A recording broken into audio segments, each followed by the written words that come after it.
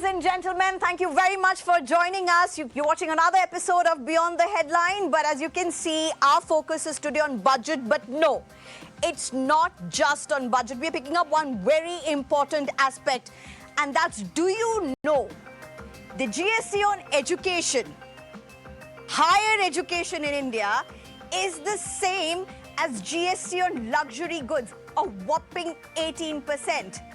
And do you know higher education, particularly the higher secondary education in India, is struggling with dropout rates? We're bringing both of these together because budget is not just about numbers, it's about lives. Good evening, I'm Sneha Koshy. Let me take you through the headlines first. All right, let's just begin the show.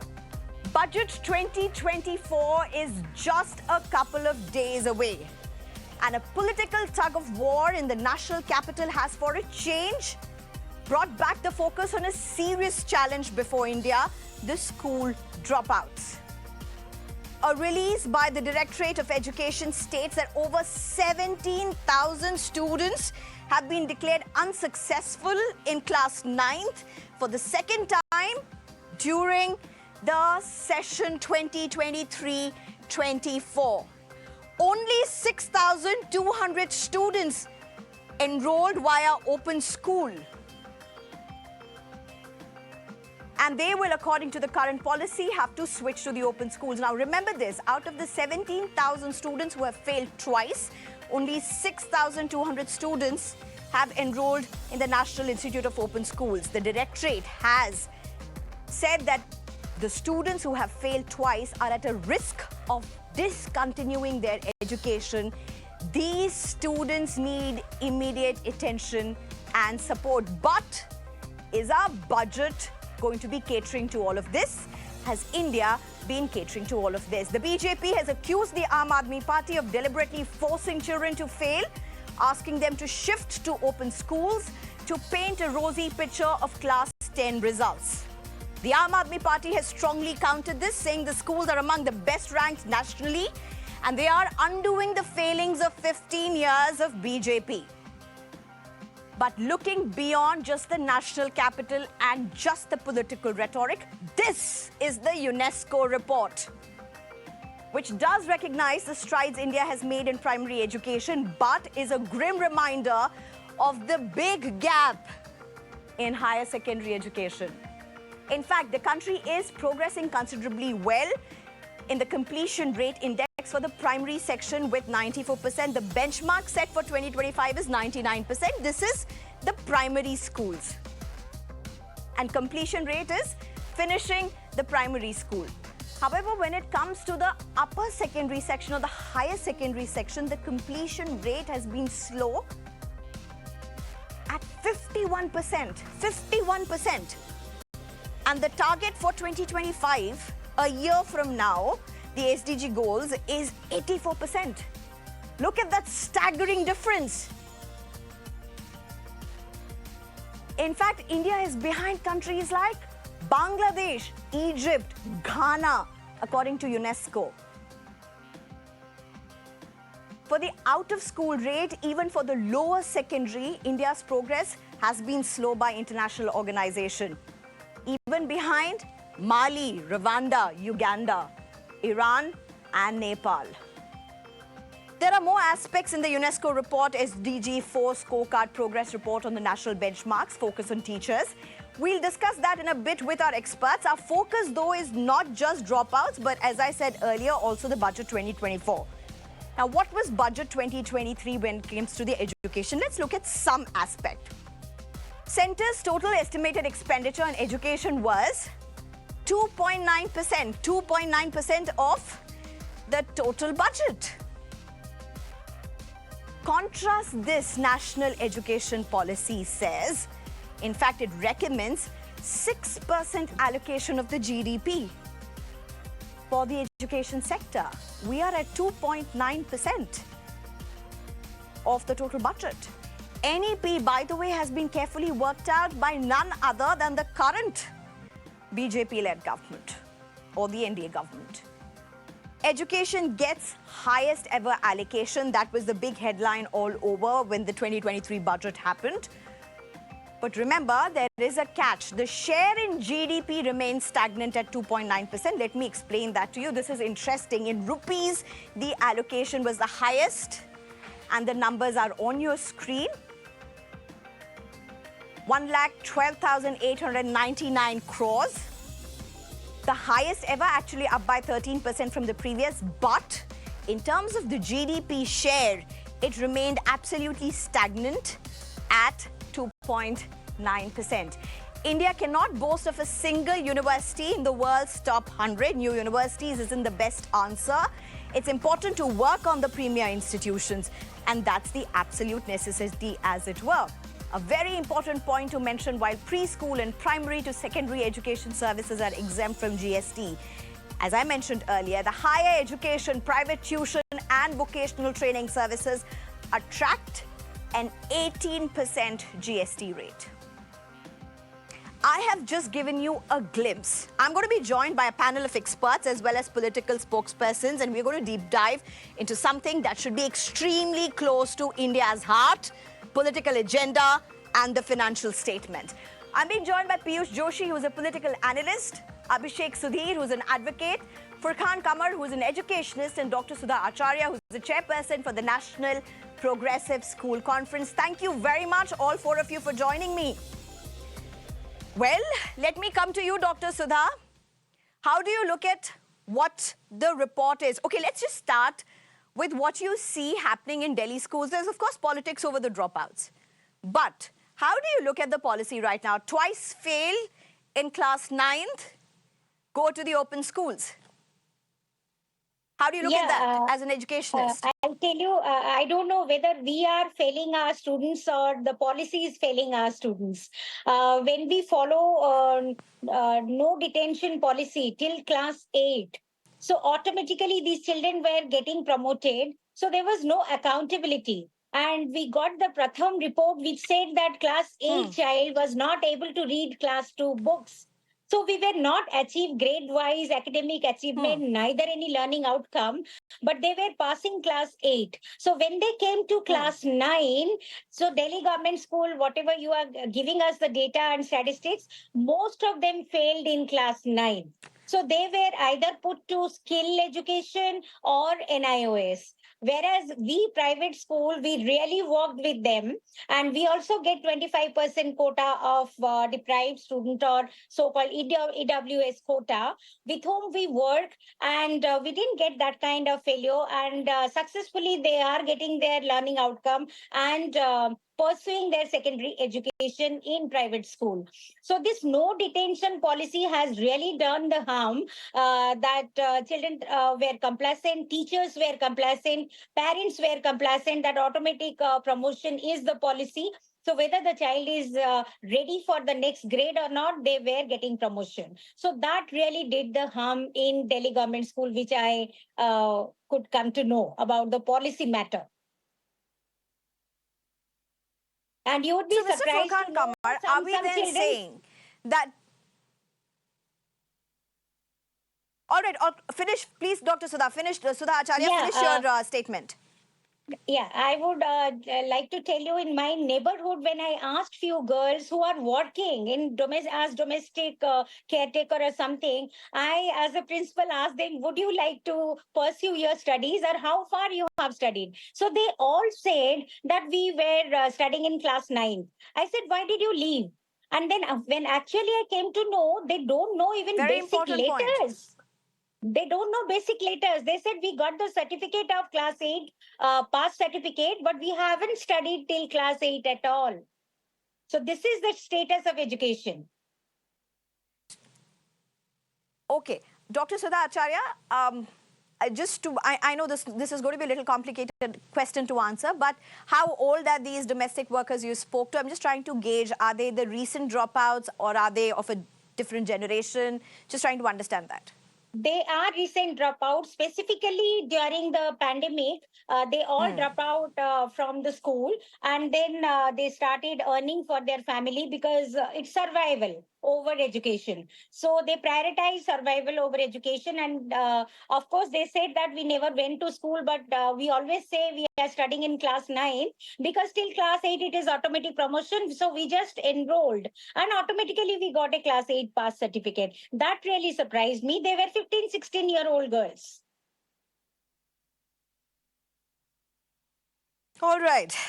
Such important statements coming here from Educationist Furqan Qamar. Let me please come to you at this point. You heard what Dr. Sudha said. I have a very simple question to ask you, but I know the answer is not going to be as simple as this. Dropouts and the complexity around it is humongous in India, but with what's unfolding in the national capital, at least a glimpse of the data and the numbers that we have got because of a letter that was written. And this may well be true in other parts as well. I don't know. I don't have data for that because this is not very easily accessible, available. Would you want to say something about how deep, disturbing is this issue, Mr. Qamar? Thank you very much for having me in your show. Let me go to the national level issues. The data is not a problem these days. The UDIS Plus report, which comes out annually, informs us that how many people drop out at different stages and across different social background. So this problem is not only limited or confined to only Delhi. Delhi is just one. Delhi is, of course, a capital of our country, but Delhi is just one small Correct. union.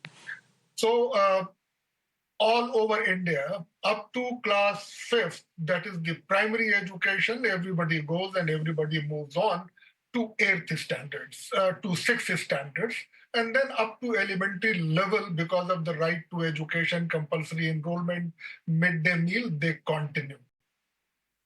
By the time these children complete class 8 or unable to complete class 8, the dropout starts happening.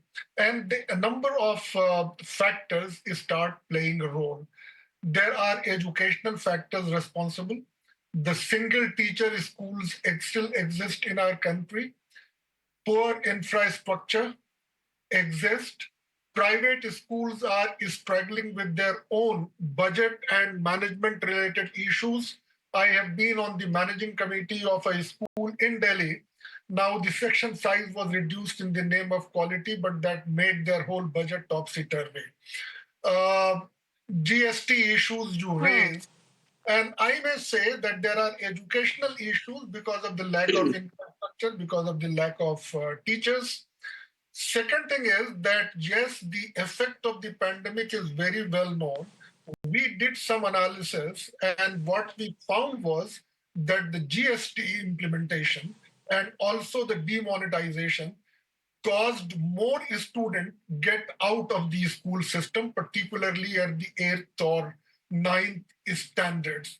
So the God-made crisis was, of course, a very challenging crisis, but then that was supported by IT initiatives. But those two other happenings were not supported by IT initiatives. You gave the data of 2.9% of the GDP. To be fair to the government, I'll say that if you take the expenditure on education by other departments other than the Department of Education of the Ministry of Education, then this number goes to 3.9%. But then remember, this 3.9% of the GDP is for the whole education sector. Ideally, the school sector should get 2% of the GDP alone, while the school sector is getting a very, very paltry sum. It is a fact that state governments are spending more than the central government shares, while we would want the central government to share. So one is the number. The second one is the issue of the quality. And the third one is the issue of the 30 inclusion. seconds, sir. The third one is the issue of inclusion. And in fact, the Sustainable Development Goal, SDG 4, emphasizes on quality education and inclusion and coverage of the students in the relevant age groups. So I think India must invest heavily in its education sector. There's no doubt about that, Mr. Furqan Qamar. Abhishek Sudhir, you've raised your hands a couple of times. Thank you for your patience. Go ahead, Abhishek Sudhir. There are 2 points to this. One with what's happening in Delhi, but what the panelists have spoken about. But also, it's not been all well with the centre as well. Go ahead. I need to be on another program, so I'm just going to take 2 minutes of your time to make my points. I just wanted to say that, look, No, Abhishek Sudhir, please stay on with us for a few more minutes. We will need you, please. Go ahead. Okay. Requesting look, you. government schools. Okay, no problem. Okay, government schools and private schools, they have different objectives, right? When it comes to a private school, profit is a motive. I'm not saying it's the only motive, but profit is certainly a motive.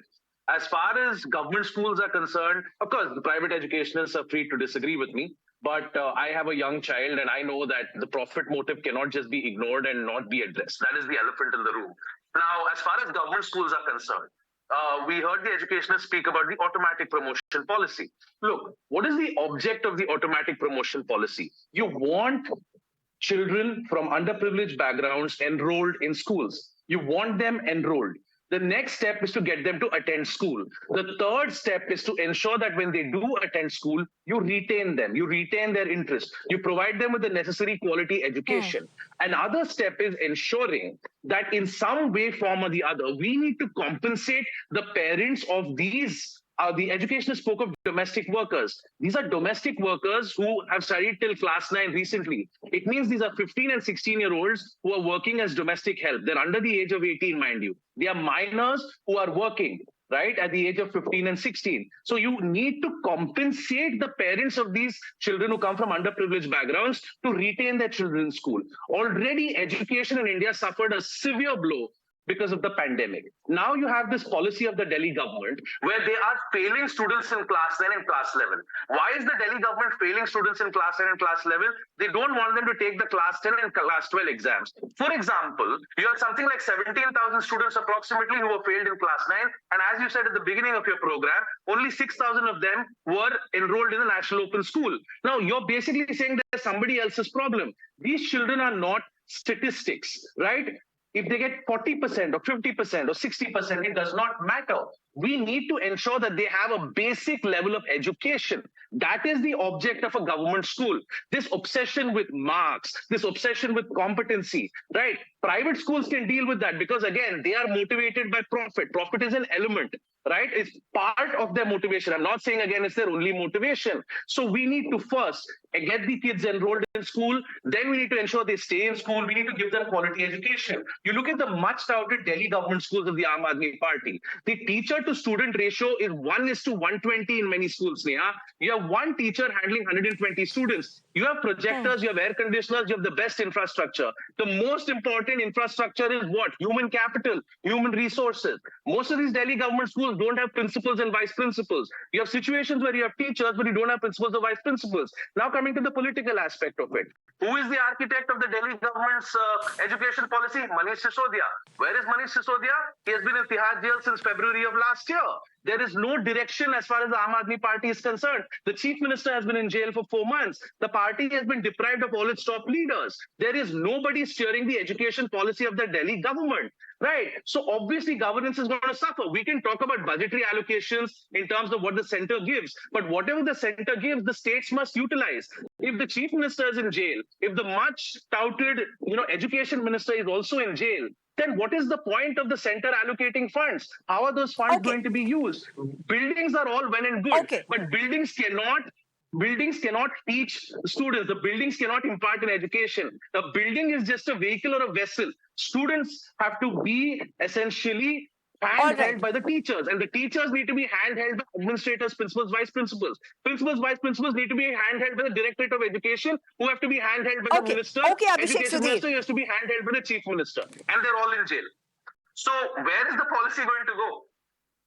Abhishek Sudhir, don't leave the show and go yet. Abhishek Sudhir, we will need you for another round as well. Piyush Joshi, do you want to respond to what Abhishek Sudhir has said? He has raised important points for sure, but I have a question to add to what Abhishek Sudhir has said. And as I said at the beginning of the show, this is not only about Delhi. The challenge and the concerns are much larger. But nonetheless, because this is unfolding in the national capital, it is important that we address that as well. Piyush Joshi, For whatever reasons, good or bad, at least the dropouts are now being spoken about. It's out in public. Piyush Joshi, has the Delhi government done enough?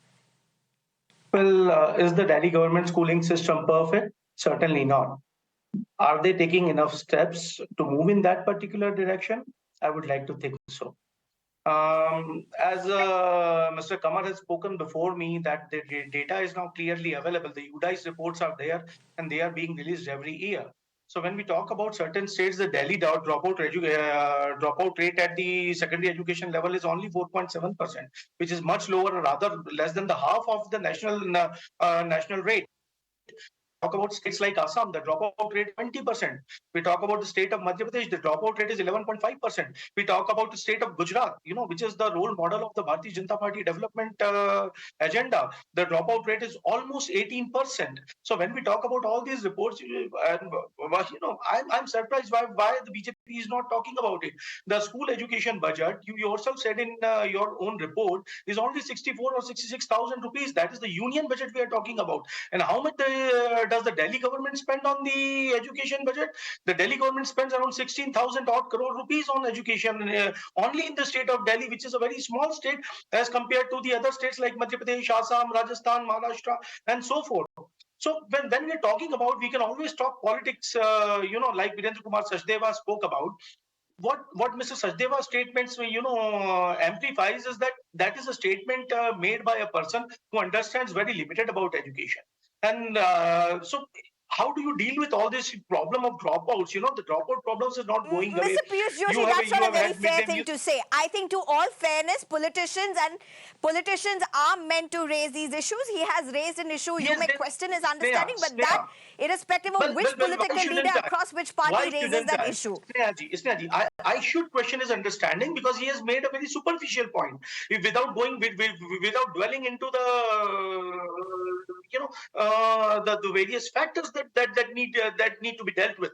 Now, how do you deal with these problems of dropout? And NIOS is just one part of the solution. You have to approach these problems with a multi-pronged, faceted strategy. It is not going to happen only through schooling system. And that is why when you talk about 17,000 students failing twice in the 9th standard, 11,000 have gone missing. No, 11,000 not gone missing. Maybe some of them will go back to the 9th standard. Maybe some of them will drop out. But 6,000 who would have dropped out in the other scenario but have Mr. enrolled in Piyush the Joshi, NIOS. there are higher chances they will drop out because you heard Miss Dr. Sudha Acharya. You heard her. Just the recent dropouts. They were domestic workers who were working in her neighborhood, 15, 16-year-olds who dropped out of the school. Sneha ji, what I have put forward in front of put forward on this debate, which is a very important debate, is hard data. I am not speaking on basis of one or two isolated examples. This is the UDICE report, which has been released year after year after year after year. It is out in the open for each and everyone to see that what is the dropout rate in Delhi schools and what is the dropout rates in other states. And mind you, those states which are being governed by the Bharatiya Janata Party for 10 years and more, the dropout rate is nearing 20%, whereas in Delhi schools, the dropout rate is 4.7%. Should it be zero? Yes, of course it should be zero. Not a single child should be refrained from getting the higher education system. I would like to know what the central government is doing for increasing the GER. You have had a GER, goal of 50%. Where are we from the GER? What the government is doing? Has the government increased the University Grants Commission's funding? Has the government reduced the University Grants Commission funding? All right, so it's easy to Abhishek Sudhir, a very quick rebuttal before I go back to Dr. Sudha. Yeah, just one quick rebuttal because I really need to leave. I'll just say this. You compare Delhi to Gujarat, it's not fair. Delhi essentially is a city-state. The population of Delhi, the population of Gujarat, vast differential. Socio-economic indicators, you have different regions in Gujarat. You have Kutch, you have Kathiawad, right? You have the capital in, Ahmedabad, Gandhinagar, you have South Gujarat, Bharuch, Vadodara, right? That's a massive state. Delhi is a city-state. Delhi is a model city-state. Delhi is a city-state that is given a lot of funding, a lot of budgetary allocations by the central government. Right. You also have the central government through the lieutenant governor participating in the administration of the city. You also have, of course, have the state government. Arvind Kejriwal-led government has a significant advantage running a city-state government like Delhi. So you cannot compare the nation's capital with these vast states with different socio-economic problems. Given the advantage and the head start that the Delhi schools have, the numbers are very disappointing. A dropout rate of 5% in the national capital of the world's most populous country is extremely disheartening. Right? It's a city-state, Sneha. So you can't compare it with other large states. Abhishek That's my Sudhir. quick point. Yeah. Let me just get an expert in for this as well. Abhishek Sudhir, I believe you have to leave. If you have to, Yes, thank you. Thank you for joining us. Yes, Otherwise, feel thank free you. to stay on as well. You would add to I really it. need to leave. Thank you. All right. Dr. Siddha Acharya, to you. And I want to bring in a dichotomy. If you have the money, isn't it ironical that in the national capital, you have premier schools where you don't have examinations till class 8th? You pay through your nose. It may not be necessarily the nose for all the parents there. Nonetheless, you have premier schools where you don't have examinations till class 8th. But you get the best of education and you don't have dropouts there. Diametrically opposite is another model where the attempt was to be able to keep them in the education system because they may not be having all the avenues to be able to perform academically. So allow them to go up till class 8th, give them the push that's required, nurture them, support them in whatever way they could. The agenda for both was the same. The means was very different for the two diametrically opposite schools, if I may say, sets of schools. The target groups were very different, and obviously the results are coming completely different. How is India failing? I would say that the kind of school I am representing here, the first set of school, as you said, we don't think children are scoring medicine. So we don't assess them only for marks. So obviously after NEP 2020, we have shifted from report card to progress card by tracking each child's progress and finding out strength and weakness and honing their strength and working on their weakness rather than focusing on outcome. That is mark. We don't do that. But as you said, in government schools where most of the children are from first generation, they are the first generation learners, or there is no environment of education or studies at home, let's say. Even if they are not. Yeah, even if they are not. So my point is that automatic promotion policy somewhere it really harmed schooling and it brought in complacency even among teachers. Because when you are not accountable at all, when everybody has a right to get promoted, whether the child is ready for the next grade or not. Now we are talking about Vidya Pravesh, we are talking about FLN, we are talking about preparatory stage, whether the child is ready for class 1 or not. We are taking care of all these things. But there, when it is automatic promotion, I was going through other reports of education which has been published that this automatic promotion till class 8 is really failing the children, not able to read or not achieving competency and outcome as they should have. So that is one point which really worked negatively in government school. And in class 9th and 11th, we never told our children to go to NIOS or telling them to move out of the school. Instead, they repeat and again we work on them and then move on. At least the basic qualification of class 10 pass and class 12 pass, even for future skill development program. You will see Prime Minister Kaushal Vikas Yojana. There, the class 10 certificate and class 12 certificate is mandatory. So we must take them to that point so that they acquire basic qualification. That's my point. Okay. Mr. Furqan Qamar, two questions.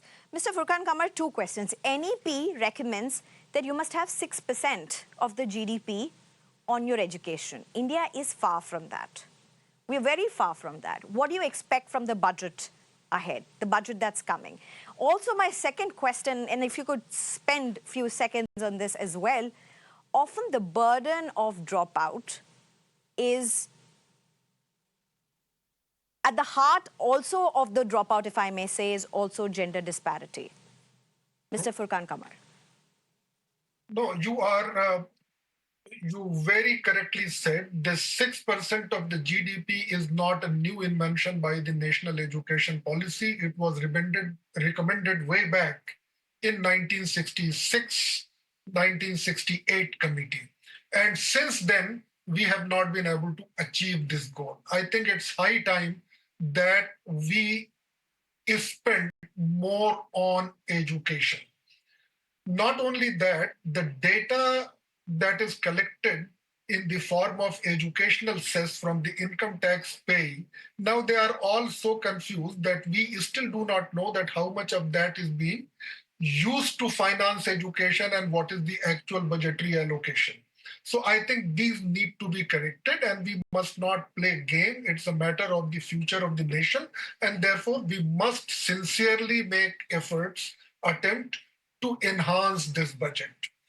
The dropout, as I said, is not only an educational phenomenon, but is also an economic and social phenomenon. The poverty, the people coming from poorer section of the society, the women in general, the girl child, they drop out at the senior level because of a variety of the reasons, and these are all very well documented. And they could vary from lack of teachers, lack of classrooms, not having adequate number of toilets, and so on and so forth.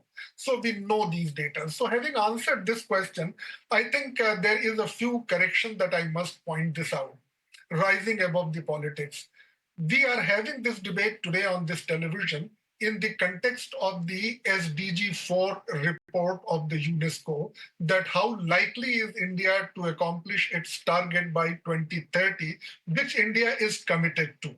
It appears that we are way behind, we are far behind the target, and we have to do a lot more in a sustained manner.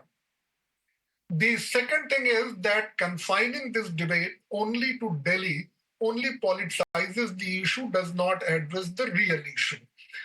Yes, I mean, Delhi is a city state, Correct. Delhi has a less I agree. population. But I must mention that when you express things in terms of percentages, then you present things on a common denominator. Everything is presented out of 100, so size variation is taken care of. As far as passing out the students, transferring a student to NIUS, NIUS is a national institute of schooling, and therefore that could happen anywhere. One another thing, I am a great champion of the public system, but I think by definition, all private schools are not for profit organization. It is very clearly written. You have to be either a society or you have to be a trust or you have to be Section 8 companies. If some schools, some colleges are still making hidden profit, it is the failure of the regulatory system, it is the failure of the directorate and the inspectorate to be unable to check that, and I think that needs to be done. If you ask me, I would say that this segregation of students in a private schools and public school is not a good idea. We have been talking about common school where children from across social backgrounds study together, they develop friendships, they come to understand each other very well. All of these things are important. But anyway, that is not likely to happen because we are far ahead of this private schooling. But I think this That's true. goal of both That's public true. school and Okay. private schools are the same, to provide quality education to children in an inclusive manner so that no child is left behind. Absolutely. In fact, before I go to Mr. Piyush Joshi, Dr. Sudha Acharya, do you want to spend a minute looking at what do you expect from the budget 2024 for the education sector? What are your big expectations and hopes? My main point is inclusive education, as our esteemed panelists just now he was speaking about, I am a champion of equity and inclusive education, accessibility and affordable education. So when we are talking about demographic dividend and human capital formation, are we ready to invest on their training, on their health and education? Even in school, these children who are coming from different socioeconomic background, having different gender identity or geographical identity, and having special need, are we really giving that kind of stress on giving them that quality education and taking care of their special need? And we are only focusing on outcome rather than focusing on inputs. That's the major point. So that's where the policy is failing. One more point I would say, with the advent of NEP, then we spoke about early childhood and care and education. We are talking about credit system. We are talking about two board Right. examination, NCF, 5 NCF, but nothing we have yet consolidated. So we should consolidate one aspect, then move to the other. So as a school principal, I am doing so many things. You know, I'm training my teachers on FLN, on NCF, on NEP, on how to do 10 bagless days, on vocational education, on skill education, Right. how we are preparing for board examination. Right. So everything happening together without consolidating. So much more focus on outcome rather than input. Okay. All right. If I can get Mr. Piyush Joshi at this point. Mr. Piyush Joshi, politics aside, do you see the Aam Aadmi Party government in Delhi take some concrete steps to be able to contain this major concern of dropouts? Do you see that happen very practically? Because that's what the country requires. We have the case in point for the national capital, so I'm just asking you for the national capital. Sneha, first of all, the educationists have spoken before me. They are, much more aware of the grassroots realities than I am. I'm a physician by profession. I'm a doctor. But I can talk about what the Delhi, government has done for half an hour non-stop. You see Project Chunauti. What was that Project Chunauti all about? Because when you have a class 8 student not being able to solve the problems of mathematics which are taught in class 5, then you organize extra classes, you organize extra study material for them, and you go through various challenges so that these students who are weaker in certain subjects are not that weak after those extra classes have been taken by them. So there are lots and lots of steps being taken by Delhi government, and that's why the Delhi education model is being talked about. Whether we should criticize the model for its deficiencies or not, of course we must criticize, so that once the constructive criticism comes in, then only we can improve upon that. But to say whether Delhi Aam Aadmi Party government has done nothing for preventing the dropout rates or for improving the education system is far from the reality. Talking strictly about politics now, we have a chief minister who is talking about कि हमने school अच्छे करे, हमने दिल्ली के school सुधारे, इसलिए हमें vote दो. Now these are the kind of chief ministers we want all across the country, who go to the public and tell the public that how they have improved the school education system, how they have improved the university education system. Each and every chief minister in this country should be talking about कि मैंने सरकारी school अच्छे करे, मैंने सरकारी college में extra seats बढ़ाई है, नई यूनिवर्सिटीज का गठन किया है, नए स्कूलों का गठन किया है, इसलिए मुझे वोट दीजिए. That is the policy we need to be talking about. Those are the issues we need to be talking about. Do we see that happening in near future? Sadly, I don't see that happening, because in the states where the other parties are governing, we don't even talk about school education system. That is not even an electoral issue. But it should be an electoral issue. That's why I must congratulate you on conducting this debate. I don't think that's true, sir. I don't think, whether it be Kerala, Tamil Nadu, there are lots of states where school infrastructure, quality of education is often at the heart of politics. Well, and being reported on the ground, I have reported ample on it, so I can see. Kerala has achieved the development indices thank like you for European countries since last 30-40 years. It's not today we are talking about. Kerala is much ahead of that. No, but there are issues there as well. Nonetheless, Piyush Joshi, thank you very much. I'm unfortunately totally out of time. Mr. Piyush Joshi, Abhishek Sudhir, who left the show a while back, Furqan Qamar, as well as Dr. Sudha Acharya, thank you very much for joining us and bringing in some very, very important perspective to an issue I hope that the budget would at least reflect in some way. Thank you very much.